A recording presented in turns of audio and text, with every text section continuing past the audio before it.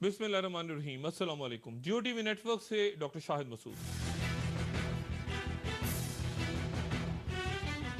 यके बाद दीगरे खुलते कई महाजों और इस दौरान रुनमा होते पेचीदा और अलमनाक सानहे किसी न किसी अंदाज में एक दूसरे पर गहरे असरात मुरतब कर रहे हैं। इस्लामाबाद में जामे हफ्जा पे गुफ्तगू बाद में, लेकिन उसके बाद हुए पे दर पे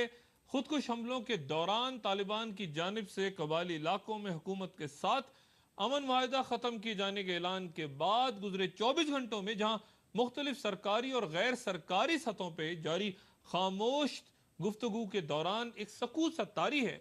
सिर्फ 10 माह तक जारी रहे इस मुआहिदे को अमरीका ने पहले ही रोज से शक की निगाह से देखते हुए कहा था कि यह कबायली इलाकों में तालिबान के असर रसूख पे अजाफे और वजीरिस्तान से जारी अफगान सरहद के पार कार्रवाइयों का सबब बनेगा। इस मुआहिदे में अहम तरीन किरदार सूबा सरहद के गवर्नर अली जान औरकजई और जमीयत उलमा इस्लाम के रुकन कौमी असम्बली मौलाना नेक जमान ने अदा किया था।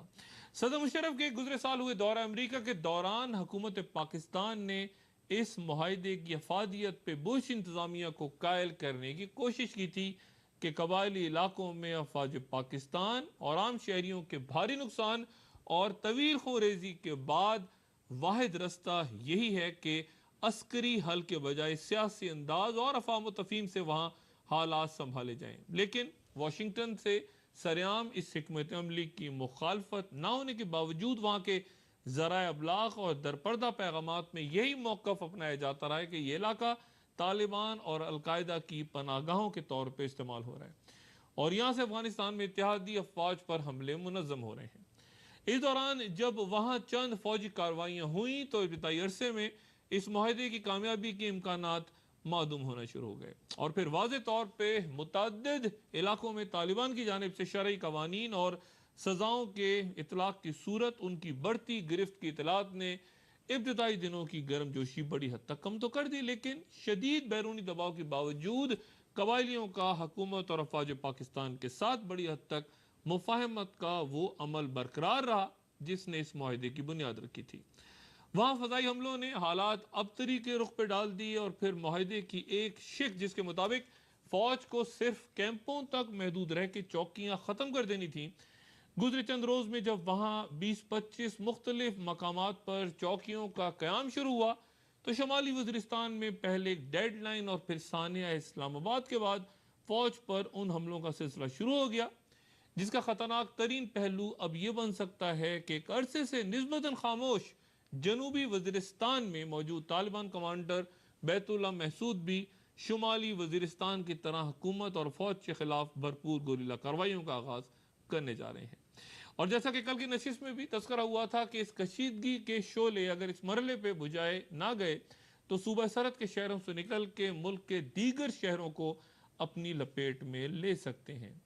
बाजोड़ के नजदीक पाक अफगान सरहद पर दर्रा खाकी की एक बुलंद पहाड़ी चोटी पर एक बड़े अमरीकी फौजी अड्डे की तामीर को मकामी तालिबान पाकिस्तान की सरहदों के इस पार कार्रवाई की तैयारी तस्वुर करते हुए उस पर पहले ही हमला कर चुके हैं। अफगानिस्तान में इत्तेहादी अफवाज का दावा है कि तालिबान और अलकायदा का नेटवर्क इस्लामाबाद की जामे हफ्जा और लाल मस्जिद से सवात और बाजोड़ और मीरान शाह से लेके मालकंड और फिर बाजोड़ से होता हुआ अफगानिस्तान के कुन्नर, पख्तिया या नूरिस्तान सूबों से होता हुआ काबुल तक अपनी गहरी जड़ें रखता है और यहीं कहीं उसामा बिन लादेन, अहमद जवारी, मुल्ला उमर और गुलबदीन हिकमतियार जैसी इंतहाई मतलूब शख्सियात भी कहीं मौजूद हैं।